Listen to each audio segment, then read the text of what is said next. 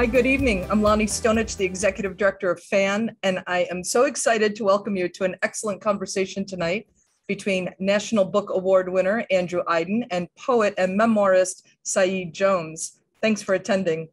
FAN is a nonprofit organization that presents a high-quality speaker series offered free to the public on a wide variety of topics, including human development, mental health, education, and social justice, among others. We have over 175 videos of past events archived on our YouTube channel and website, so please be sure to explore. And now for my introductions. Andrew Aydin, my dear friend, is a New York Times bestselling author, a National Book Award winner, a Robert F. Kennedy Book Award honoree, a Prince Award winner, a Seibert Medal winner, he'll correct my pronunciation in a minute, a Walter Dean Myers Award winner, a two-time Eisner Award winner, and the recipient of multiple Coretta Scott King honors. He is the creator and co-author of the graphic memoir series March, which chronicles the life of the late civil rights icon Congressman John Lewis. Co-authored with Representative Lewis and illustrated by Nate Powell, March is the first comics work to ever win the National Book Award. An Atlanta native, Mr. Aydin is a Turkish American who was raised by a single mother. Hey, this is from his website. I didn't write this. And grew up reading comic books. After college, he took a job with Congressman Lewis as digital director and policy advisor, a job he held until the congressman's passing in 2020. Saeed Jones, his conversation partner, handpicked by Andrew, I might add, is the author of the extraordinary memoir, How We Fight for Our Lives, winner of the 2019 Kirkus Prize for Nonfiction, the 2020 Stonewall Book Award, Israel Fishman Nonfiction Award, a 2020 Publishing Triangle Award, and a 2020 Lambda Literary Award. Mr. Jones is also the author of the poetry collection Prelude to Bruise, winner of the 2015 Penn Joyce Osterweil Award for Poetry and the 2015 Stonewall Book Award, Barbara Giddings Literature Award. The poetry collection was a finalist for the 2015 National Book Critics Circle Award. That's lots of awards, gentlemen. Now, with no further ado, let's welcome these two fabulous human beings, Andrew Aydin and Saeed Jones. Hi, Lonnie. Thank you so much. Lonnie, I love you. I miss you. I can't wait for the world to open up again so I can see you. We can have one of those dinners that are so much fun. Steve, thank you for doing that. Hi. I'm so excited. I mean, good trouble, but I feel like good mischievousness might be the theme of our conversation tonight. It's like a step up from the trouble, right? Like now we're now we've got shenanigans. You know, it's a different time. It's a different time. I'm so excited to talk to you. Well, let's just get into it. Andrew and I, we're going to have a conversation. We're going to talk about Run. We're going to talk about how Run happened, how these kind of stories are told. And then who knows? I might ask him about being a farmer. I might ask him about life. I might ask him about did you dust all the copies of the book you have right behind you? Or they seem really well lit, all's fair game. And then, of course, if you have questions, please put them in the Q&A. Let's start here. Andrew, is it fair to say this is an unusual graphic novel? Yeah, I mean, I think nonfiction comics as a whole have been growing and really kind of burst onto the literary landscape. There was Mouse, but again, it's not nonfiction. It's a memoir told through they're all told through a lens, and there's been kind of this, I don't know what you call it, why it hasn't happened. Maybe it was just because I was such a big nerd or congressional staffer, part and parcel of the same thing. But actually making comics where you're quoting, you're not putting your own twist on it. You're doing it as if it's an academic work. And I think in this one in particular, I mean, there's so many different factors. I mean, one, finishing this just as the congressman was passing away. I mean, my God, and then also this is, you know me, so you understand why I put in 45 pages of endnotes, because it's like, okay, when you talk about this period of history, mm-hmm. you got to bring receipts, mm-hmm. right? Like you can't ad lib. Even with John Lewis's memories, it was so important to him and so important to us that we make it as authentic and as available for the students and the teachers and the librarians and the scholars who read this, because this period of time is not studied in the same way that other periods of the movement are studied. And so I think there's a lot of reasons why this is an unusual graphic novel. Right. But I'm grateful for it. I'm grateful for it. Okay, so then this next question is kind of two parts. One, the previous award-winning graphic novel series that you collaborated on with Nate Powell and Representative John Lewis is March, right? So the one question is, did you always know you were going to do March, which is of course about the beginning of his participation in the civil rights movement, and then did you know you were going to do that and then also do Run, which is about the beginning of his political career, or did that just kind of develop in a different way? And then the second question, which is related, is tell me about the conversations. How did you, once you decided, okay, we're going to do this graphic novel series, how did it work? Did you sit down in a concentrated way for hours and hours and ask a bunch of questions? Did you do research together? So those are two kind of siblings as questions. Okay, and there's two big answers within those, right? So if this goes on to too long, you cut me off. Okay, I'll stop you. Don't worry. Okay. I will say stop running. That's what I will do. Did you see there was the Sacramento Black Men's Running Club today? They did a John Lewis run, and then they gave out copies of Run. It was I was crying, man. Aww. Anyway, sorry. Okay, I love that. So the first question about did we know this, right? Mm-hmm. I think originally I outlined March as 7 chapters. Okay. And then those chapters kind of got rearranged into 3 books and then this orphan part of the story that was supposed to be 66 to 68. Mm-hmm. And I mean, not to spill a little tea, but after March did so well, we were like, okay, we want to keep going. We've got this extra bit that I thought was more than a bit. It just seemed like a bit to everybody else because there's not as much scholarship done. Like we said, people didn't understand this period as well, right? Mm-hmm. And we didn't get a contract for it. So we had to go looking for a new home. Okay. And after winning the National Book Award? You want to talk about like right? That is tea. I almost dropped my tea. Right? Mm-hmm. And so in some ways, though, I was glad for that period because, right, it forced me to write a proposal. It forced me to do all these sort of things that let me get into the story more quickly. Because, the first thing we always do is go find the primary sources. Right. Right. And this is how it dovetails into your second question. See, like I made a transition. I love it. I love it. So we start with, honestly, newspaper accounts of the John Lewis's arrest 2 days after the Voting Rights Act was signed into law, right? Which I remember finishing this and then kind of, I think I read it one sentence about this in Taylor Branch's book, and then the congressman had referenced it as like a throwaway sentence somewhere else in another piece. I can't remember where it was, but talking about how he had just gone down to Americus and then gotten arrested, and then it was sort of like, well, what was that protest about? Why did it happen? What is the larger context? And then we start to get into the newspaper articles, and it's all about the Grand Dragon of the Ku Klux Klan, right? Which is like, like a cosplay term, honestly.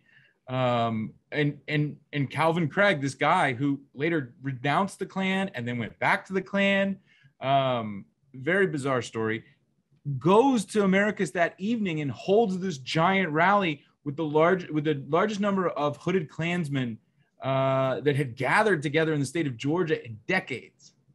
And so all of a sudden you realize that there is so much misunderstood about, first of all, the pushback to the Voting Rights Act, how immediate and visceral it was, and how strongly we're going through this today, right? Where like progress, 2 steps forward, 1 step back. We see the 2 steps forward and everybody goes and lights their hair on fire.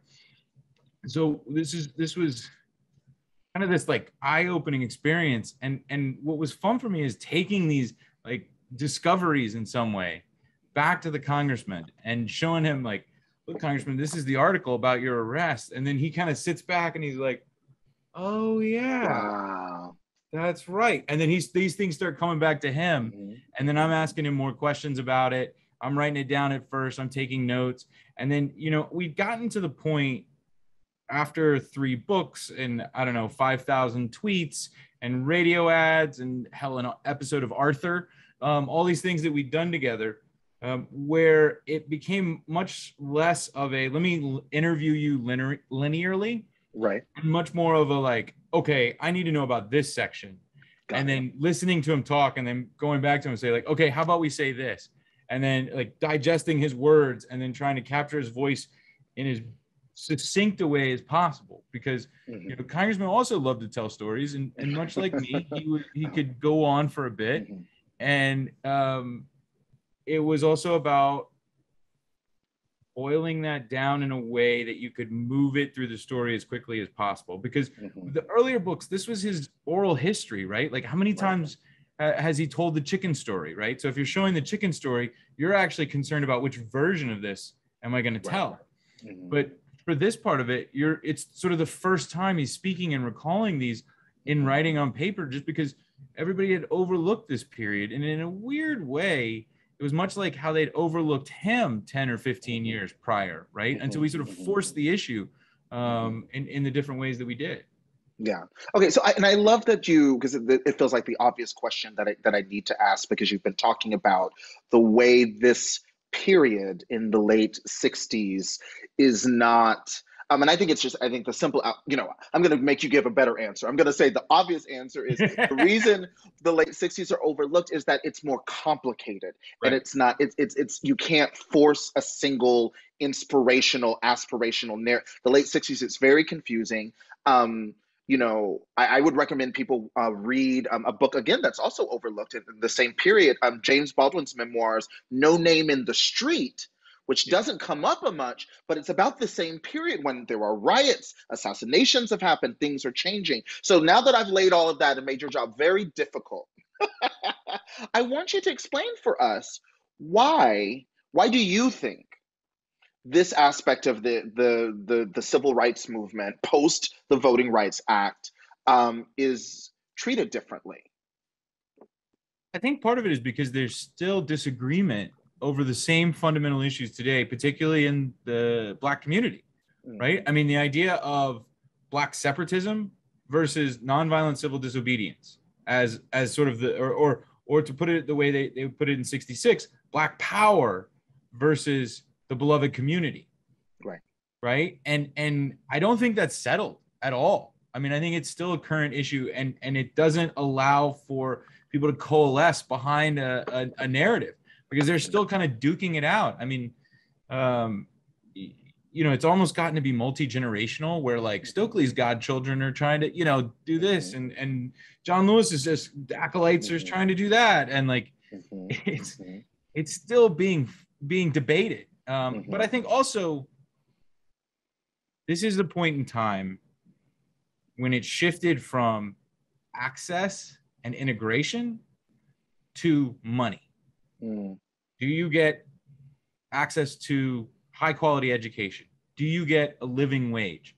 Do you get equity in your business? I mean, it's one thing to be allowed into the restaurant. It's another to be able to afford the meal, right? And this period becomes this, it starts a long period of it's like a fight over whether or not we're going to give people of color equal access to markets and financial means. And that's still incredibly contentious today. I mean, like that is the issue today in so many ways, right? And so there's no narrative then to be able to just say, and then they passed the Voting Rights Act and signed it into law. There's no like, then they signed reparations, or there's no, they signed free public education, or, you know, anything like that. Because we're not anywhere close to coming to an agreement on fixing those same problems. But that's why we need to understand this period now, because we've got to understand what's happening in front of us. I mean, the battle lines were drawn 55, 60 years ago, and we're still at that, in that trench. Yeah, this is bringing up so much. For example, I was the LGBT editor at BuzzFeed when the two groundbreaking marriage equality Supreme Court cases happened that changed American history and directly impacted my life. But I often think about the fact that that same day that I was reporting in Charlotte, North Carolina, the Voting Rights Act was basically gutted. Right. And of course, now we see, voter suppression, just kind of spreading like a different kind of virus all over the country. What is it like? I mean, what was it like, working on this book where you're watching the real time backlash to the Voting Rights Act in the 60s, while right now in the present, the last 5 years, that act, which Representative John Lewis and so many of his comrades worked so hard, many people died for. What's it been like seeing that jeopardized even as you're trying to document the history? I remember when the Shelby decision came down, I was in the congressman's office, and we knew it was coming. They usually release the decisions. I think it was around 10:30 a.m. And there's actually this like bizarre ritual that they have called the running of the interns. Right, I remember. Right? And so you could see the running happening, and then you knew it would be a minute before it hit the television. You'd see it online first. So I'm watching and reloading on my phone to see what if section 2 is going to survive. And came up, I got the news, the congressman looks at me and I just shake my head. And then, there's this like quiet, and then the TV starts doing the headlines. And then he just says, okay, well, we've got to get to work.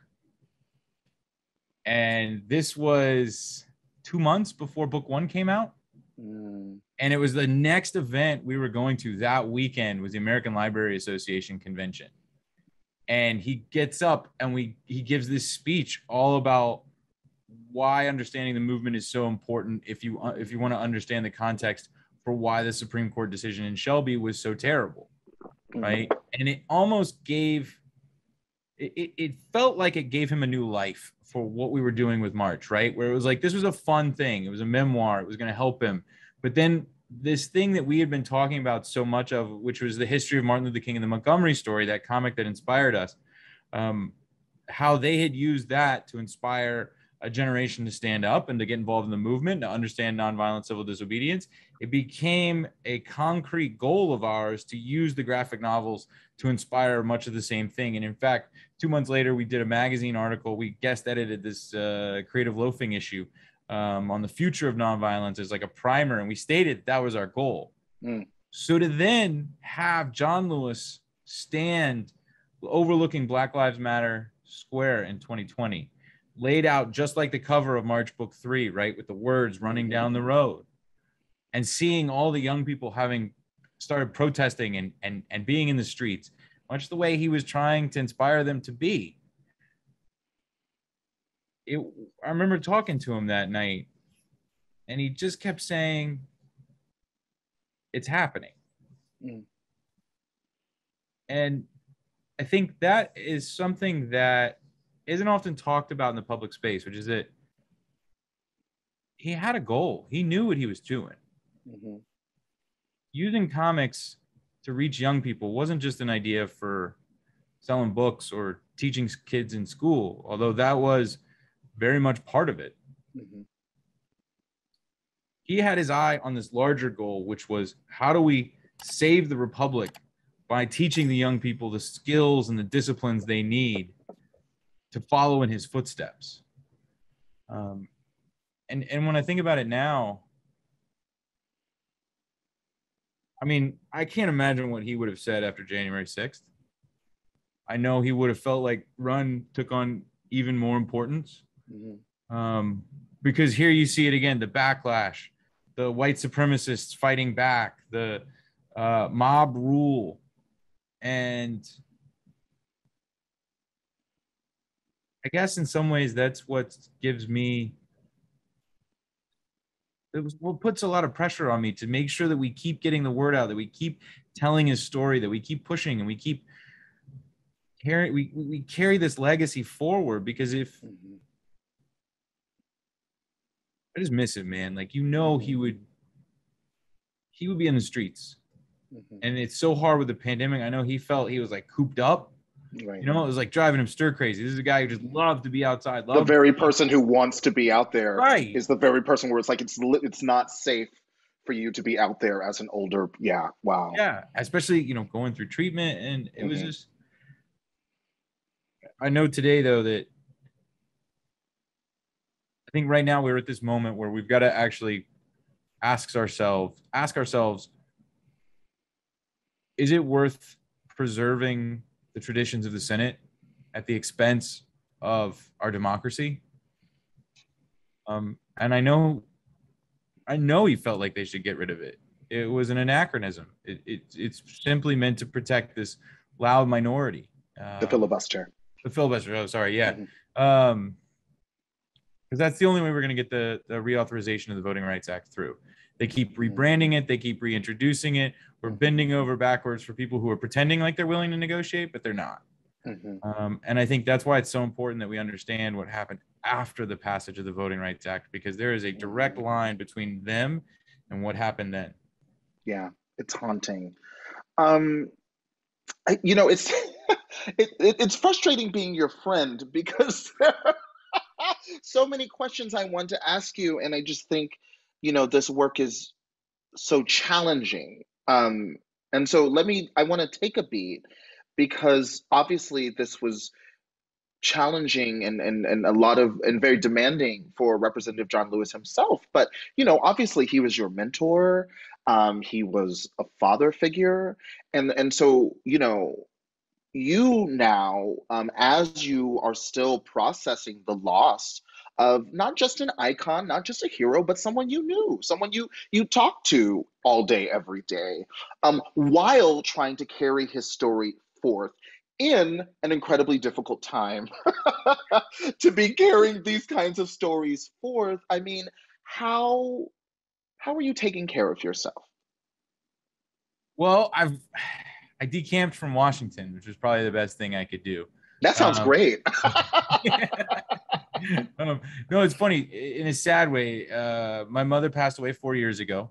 It was actually, oh, you know what's crazy? I didn't even think about this. I was in Chicago in May of 2017, and it was 3 weeks later that my mother went into the hospital, and she never came out. So not to bring it down to that, but after my mother passed away, I took over her farm. She had moved to Western North Carolina, near Asheville, to start a nursery. She loved to work outside. That was something we always did as a kid. And I mean, Saturday mornings working in the yard with Mama was just like a ritual for us, which I absolutely despised because of the mosquitoes and the Georgia heat. Right. And I swore, it's funny because I swore as a kid I would never mow again. Like, I hated mowing, right? And then after Mama died, kind of the only thing that helped me get my head right was coming out here and mowing. And I mean, I always knew Mama was laughing at me. You could almost like hear the ghost laugh, you know? And the congressman would make fun of me. He'd say, boy, I spent my whole life trying to get off the farm, and now you're trying to go back. And that's what I did. After the congressman passed, I just pretty much moved all my stuff down here. I go back and forth, but the way I take care of myself is by taking care of this land. You know, getting out there, digging in the dirt. I had a Sanity Salvation Day. I blocked everything off. It was Sunday, and I got my zero turn mower, which I kind of lovingly call my hillbilly hovercraft, right? Like, you do 10 miles an hour in this thing. And I don't know, there's something about seeing Mama's land look beautiful, right? And taking care of it. Like, I'm like a neat freak at the house where I'm like, don't, you know, coasters, use you know, all that sort of stuff.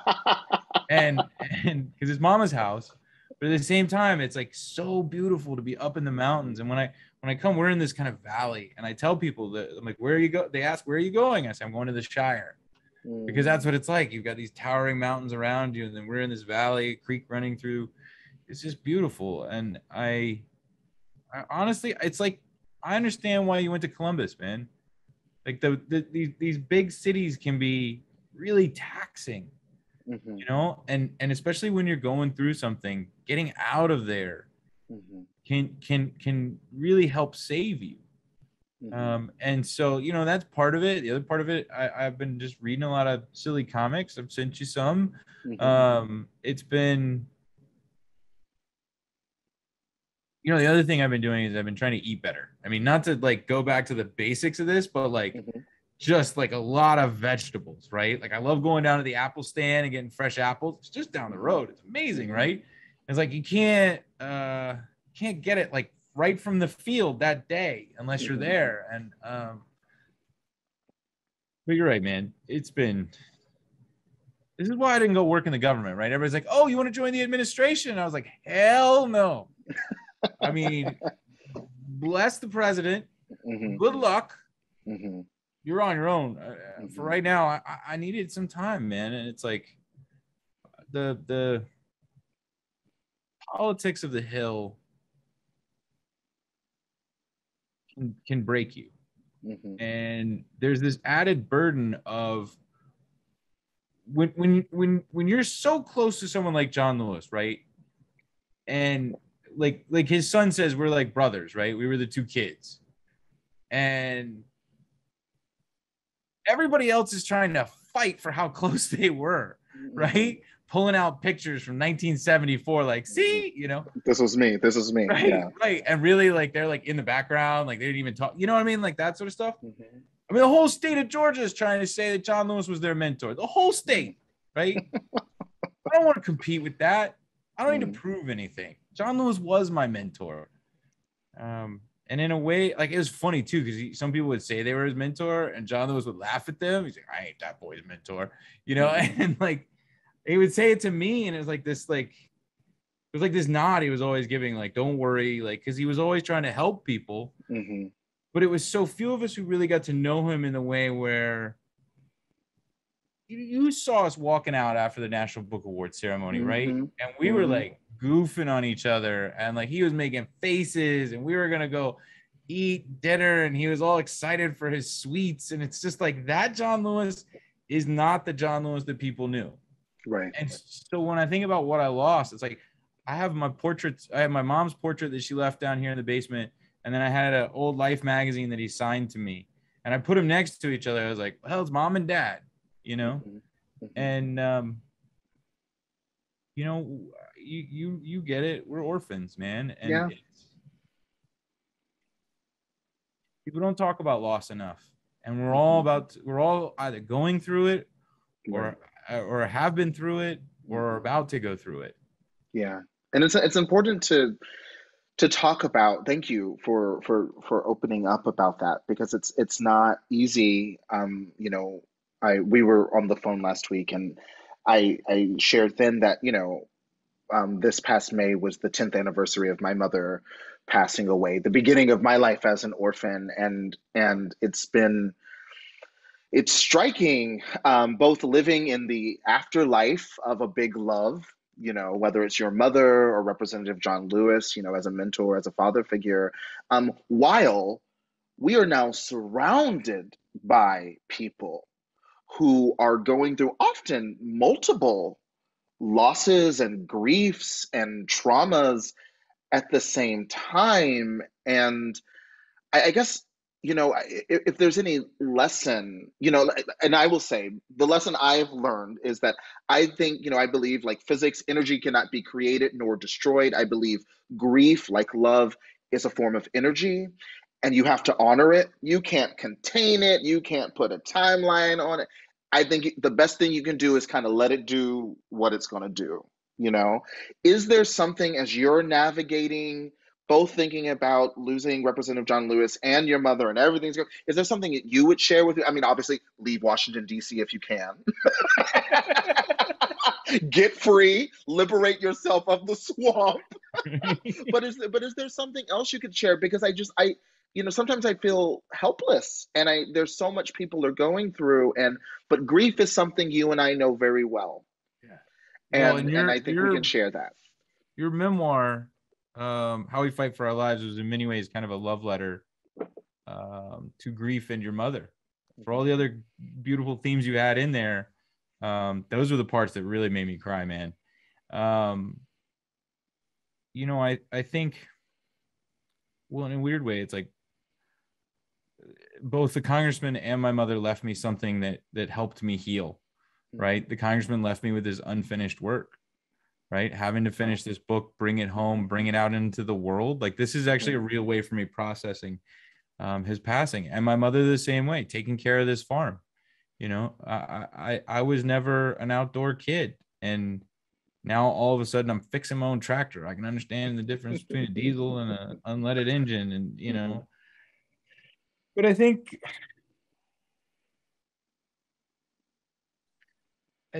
in some ways we have this responsibility as writers to put down on paper and talk about what we've been through, because we're already a vehicle for people's understanding of the world. And I want to know who the writer is who wrote that line in WandaVision, right? Not to really just go, what is grief but love persevering? I actually know the name of that person, and I can't. Well, I'll text it to you later. I hate them because it was amazing, right? Like, it's so good. Yeah. What is grief but love persevering? Yeah. Right. And I think we don't talk about love enough as a society. We think of love as Valentine's Day and candy hearts, and we don't talk about what it is to love other people. Right? We almost take love as a substitute for sex, right? And when in fact it's 10% of love has to do with romantic love, and 90% of love is all the rest of the human experience that evokes love. I remember I used to call the congressman, I would say because we would tease him, right? Because they used to call him the young radical, the young militant John Lewis. I was like, you're not militant, you're not radical, you're radical for love. And he's like, it's the 60s, man. But I think about that, like we should be radicals for love, and we should talk about it. Like, I tell, especially since my mother died, you're like me, where you bring your friends in close, because that is your family, right? And every time I hang up the phone, especially with those friends who are really close, we do it. You say, I love you, right? And we don't say that enough in our society. We don't give space enough to express that love in it's like, okay, so Norm Macdonald died, or like all the whatever the celebrity each week, someone passed. Michael K. Williams. Exactly. And we all celebrate them after they're dead, and we don't express that love to these creative individuals or to the people who influence our lives, whether they be famous or not famous. It's almost like this stoicism, this American Puritanism that extends back 4 centuries. Like, we can't break down that barrier to say, I love you. Like, I'm grateful that you're in my life, right? And I'm proud of what you did, right? I mean, that's one of the things I miss most about my mom, is that my mom was many things, and she could be meaner than a snake, but she was so good at telling me that she loved me. And when I did something right, she was, and it's small stuff, right? It wasn't even like honestly, when March Book 1 came out, she was like, it's not bad, right? But every step along the way, she was like, I am so proud of you for sticking with this. And she would say it. And that's sort of like, when I look around at some of the people who are doing the craziest things in our society right now, I'm like, oh, your mama didn't love you. Right. Like, you didn't get that sense. And so you're lashing out, and you're lost as a human being. Yeah. It's interesting too that I've been thinking, I mean, I'm rereading Bell Hooks's excellent book, All About Love. And because I've recently fallen in love. And we're gonna spill that right now? That was the spill. That was the spill. If you got it, you got it. But it's interesting because she says in the introduction that, she at one point she admits that she realized at one point that all of her meditations on death took her to love. And as you're talking, I guess I would say, I mean, yes, that's true. But I would also flip it. I think part of the reason perhaps our country, our culture is I would say, so bad at grief. Like collectively, we're really bad at grieving. We don't really have very good rituals. We're not good at talking about it. It's like, 500,000 people die in a pandemic, and we're like, where? It's because I think a life of love prepares you for the afterlife of love, which is grief, right? And I think, I I can feel your mother's love. I can feel Representative John Lewis's love for you based on how you're living. It carries through. It carries through in the work. I mean, it's like reading the book. I mean, it's not just a book. It's not just a graphic novel. It's not just a historical document, and it's all of those things. It's also a testament to love. And I think something I just want to say that I really appreciate in you, and you learned this from your mentor, is that you understand that love is is radical, is just as essential as any other politic or action um, or anything. Did you and Representative John Lewis talk about love a lot? Yeah, actually, it was so much a part of his ethos, right? I mean, when he would talk about the beloved community, it was always interesting to me to see how some people would turn off when he would talk about that. We would have this phrase where we would say, that the goal was to make love our highest virtue. And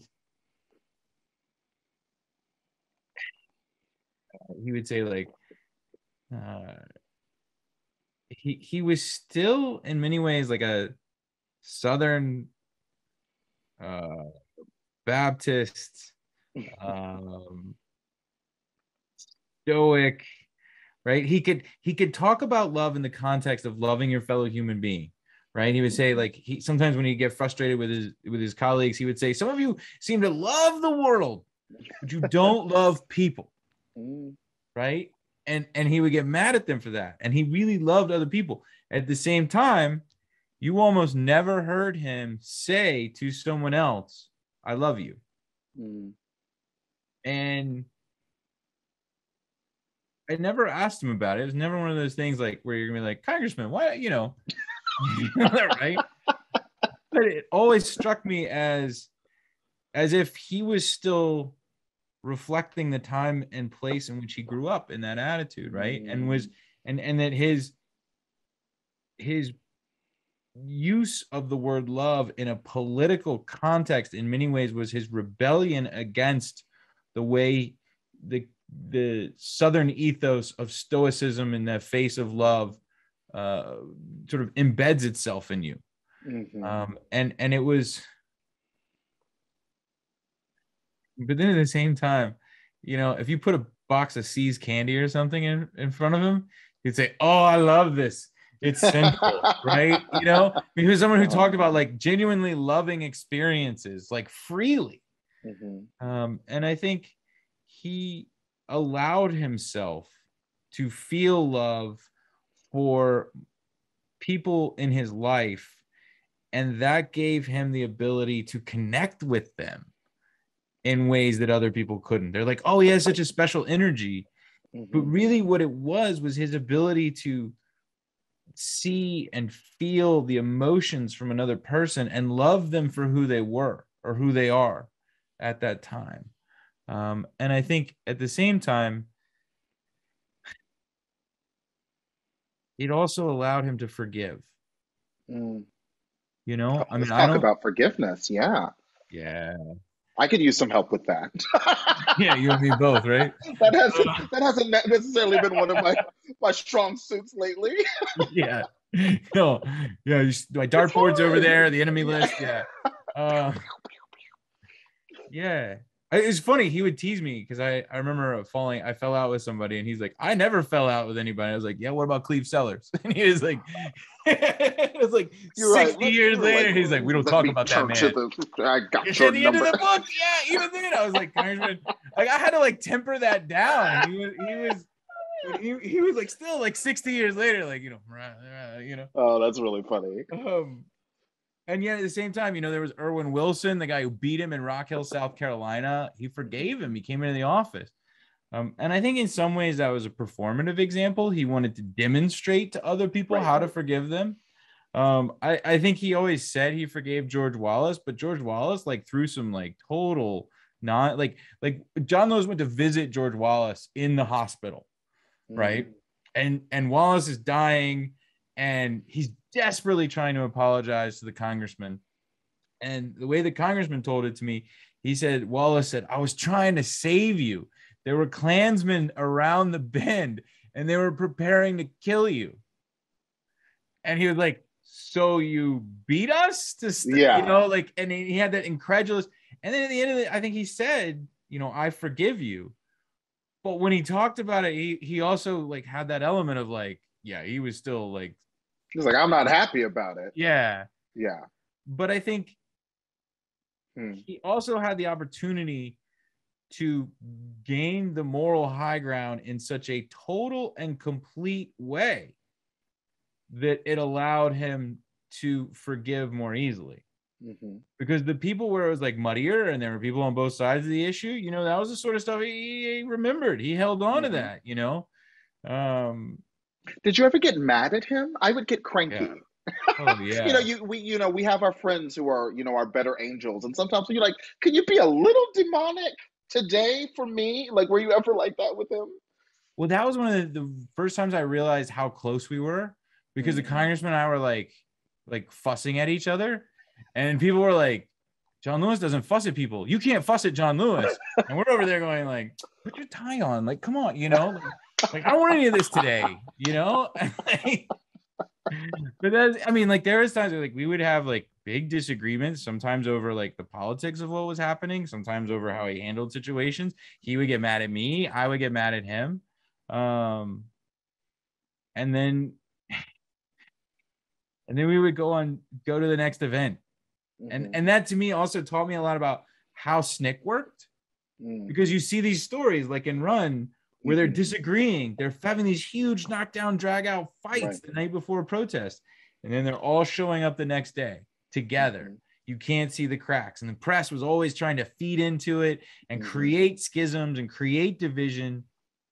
And that relationship element, in some ways, having gotten to experience that, particularly through the March years, helped me understand how to explain it to people in Run, because it was it wasn't just he was describing it. It was I lived this same sort of relationship with him, because when you're in Congress and you're touring around the country on a perpetual, this was a 7-year long book tour, right? Just never ending. There's a lot of opportunities to get grumpy with each other. Sure. And it didn't happen often. Really, when I look back on it, he, even when he got grumpy, he would get very quiet. And you could tell too, the people he would get mad at.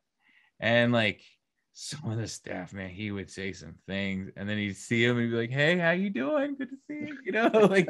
Super polite. But it was so strange, because you think of him as a saint, right? Everybody thinks of him as this angel. But he had a sweet tooth. He loved his blueberry muffin in the morning. These basic things. But what I think demonstrated that attitude of love more than anything was just his ability to be nice to everybody perpetually. Right? To remember to ask them questions about their life. That was something not many people think to do. Right. And you could just tell, you'd see the members of Congress, they'd brush by everybody. John Lewis would shake every hand, take every selfie, and he really didn't have to. What was he running for? But it was a reflection of his ability to love. And I think, one of his favorite things to do too, in that sort of forgiveness element, is that after you would disagree about something, Then he would call you like 7 times the next day. And it was like how you knew he felt bad. You know, it would be like 7 in the morning and he'd be calling you and be like, everything okay? He's just seeing how your day is. Are you going for your run yet? Like, oh, I'm good, sir. Thank you for calling. Thank you for asking about me, you know? And then 2 hours later, how was your breakfast? It was like his way of making up, you know? I love it. I love it. And it's, I don't know any.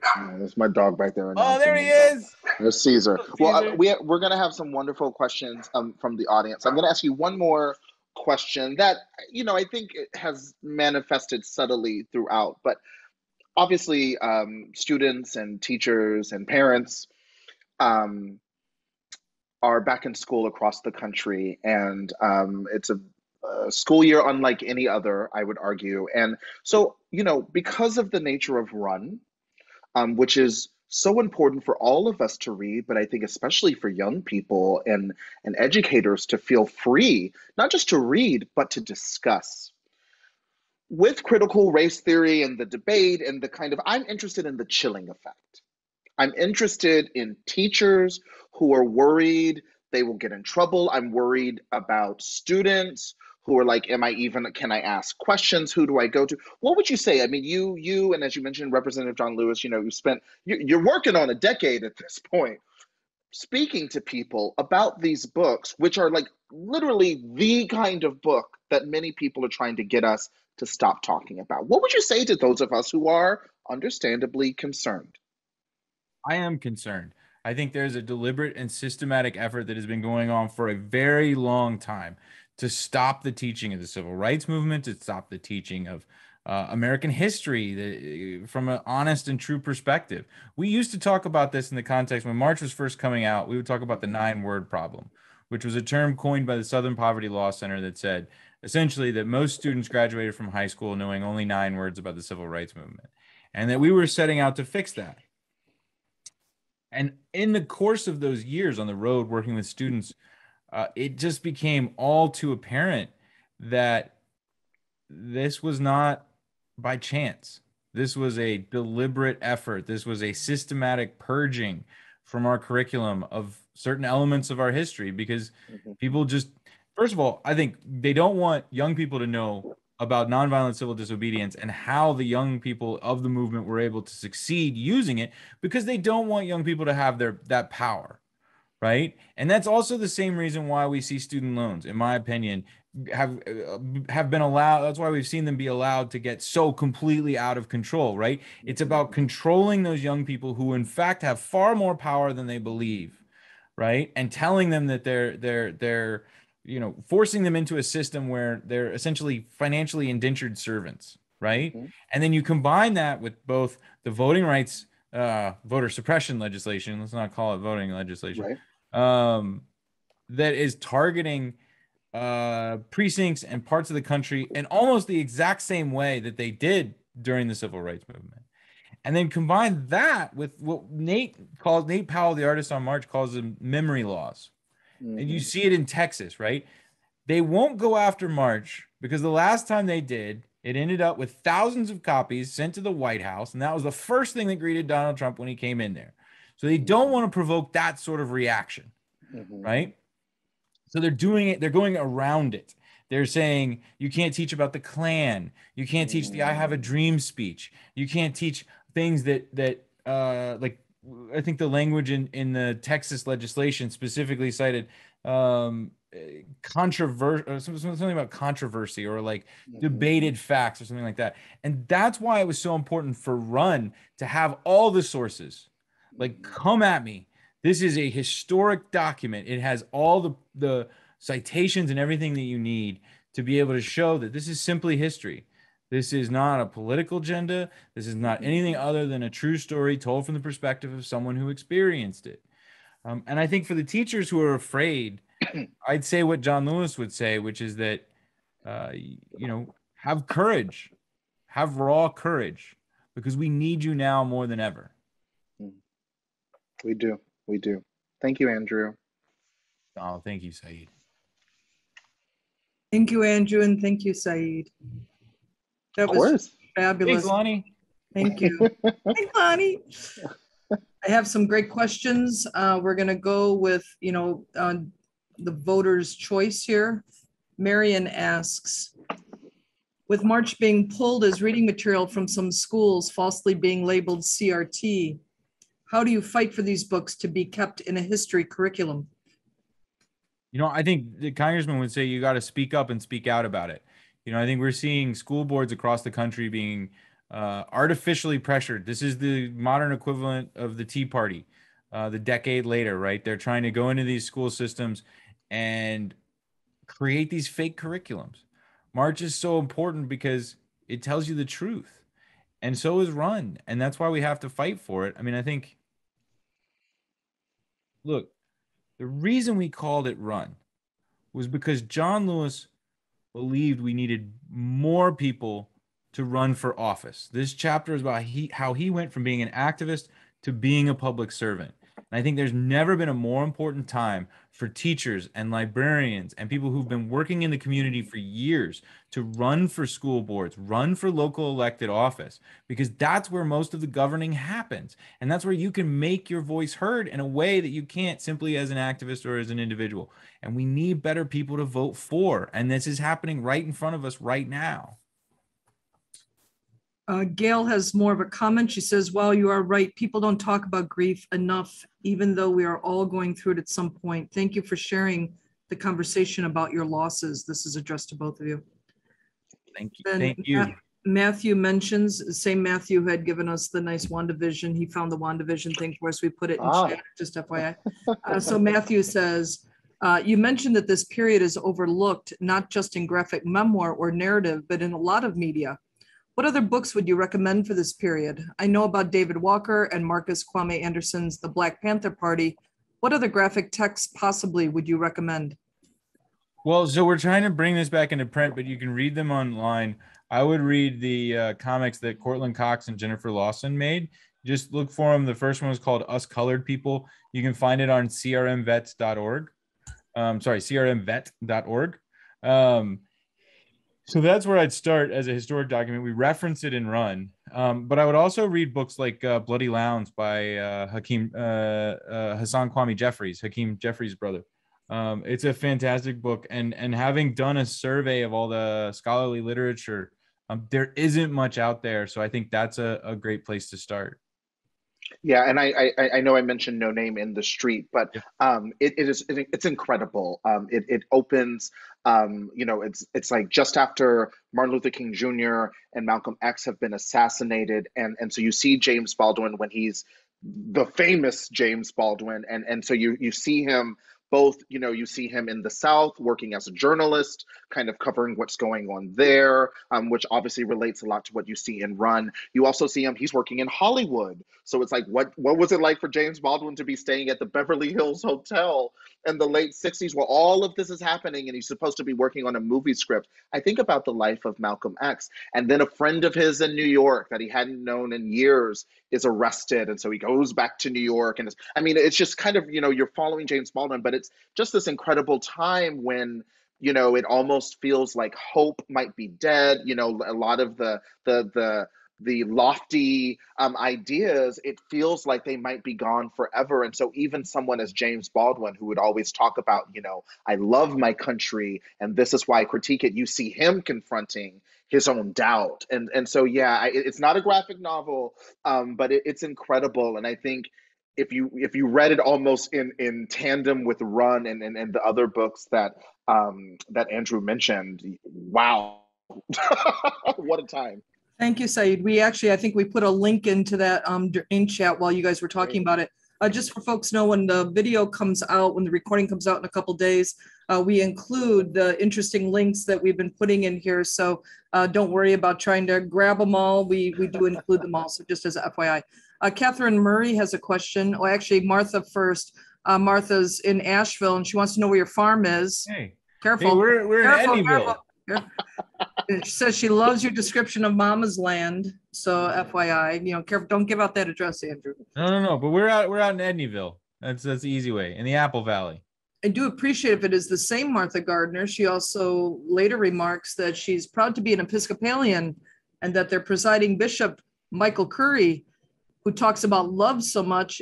We hosted him as a speaker last spring for his book, and she very kindly, in the Q&A, she even put in the link to our video. Oh, there you go, Lottie. Martha, you need to check your inbox. I sent you a little email. Same thing for you, Marion and Matthew. All you check your inboxes as we're pulling out of the gate here. Marion also wants to know, yes, as the first graphic novel to win the National Book Award, you've set the stage for historical graphic novels. What other memoirs would you like to see in this medium, and which one are you working on next? Ooh, I will say this. I am working on a graphic memoir for somebody else. It's a Black woman from the South, a little bit older than me, but I can't tell you who it is yet because we're gonna have to announce it.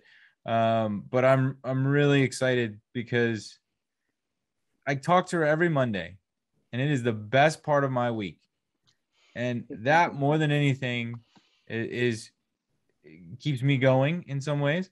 But I think the theme that I'm most interested in is the idea that environmental justice is a form of racial justice, because we have seen so many communities of color displaced by not just simple pollution, but just industrialization that wipes out communities. And then you see these other wealthier, typically white groups come in and buy up that land for pennies and then push the people out and then turn them into resorts and all these other sort of things. I really want us to be able to look at the extension of Run, which is how have we created these situations that have deprived important communities, particularly communities of color, of a healthy life and the wealth that comes along with that. Thank you for that. I appreciate that. I want to make a note to folks. As you know, we're doing a book giveaway, and I can tell you that for all of you, when you registered, and I hope you all did, when you registered, I hope that you all gave us your some kind of contact info, a postal address, a phone number. We did ask for that stuff so that we can get you your book.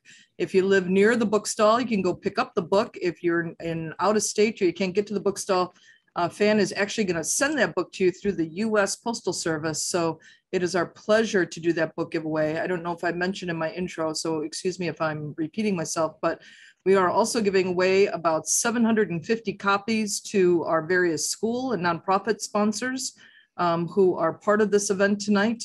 High schools, elementary schools, youth centers, all kinds of folks came in and claimed books that they want for their classes and their classmates. So teachers, faculty, DEI committees, all kinds of stuff. So we're really, really, really excited about that. And Andrew, you know, you have a home and FAN always, or at least as long as I'm still sitting in the chair, which, you know, retirement, I think, is not till 67. So I still have 5 more years in case people are wondering when the hell is she? 5, you got like 15. You're not. Girl. I don't believe it. Lonnie's like, but who's counting? I hate to go into details, but I'm having a blast. 5 years. Best job I ever had. It's the only one that I haven't been fired from yet, either fired or quit. You know, usually fired for insubordination. I've gotten fired a lot for insubordination. Oh, Lonnie, I can't imagine you not following the rules. Oh, yeah. Yes. So, and on that note, we are at 8 p.m. It's been fabulous to be with these two gentlemen. I know all of those who've been watching. What a wonderful, deep and intimate and emotional, but joyous and wide-ranging. Saeed, great job. I know you will be excellent also as a featured guest, but you know, you got a future in that conversation partner gig. You're very good at it, just FYI. So thanks everyone for tuning in. We hope to see you next week when we host Eric Garcia and Steve Silberman, who I adore with every fiber of my being. And FAN just announced to its partners just yesterday that we're hosting Questlove and Billy Porter in October. Woo-ha! So if you are not signed up for the FAN newsletter, I don't know, you're sleeping. You better wake up. So wait, does this mean we just opened for Questlove? Kind of. Sort of. You could look. Update the CV. I'm gonna take it. I'm taking it. That's what you did. You just opened for Questlove. There you go. All right, gentlemen, it's been a blast, and I'll see you in a few minutes. Thank you so much, everyone. Thanks for tuning in. Everybody. Have a good night, everybody.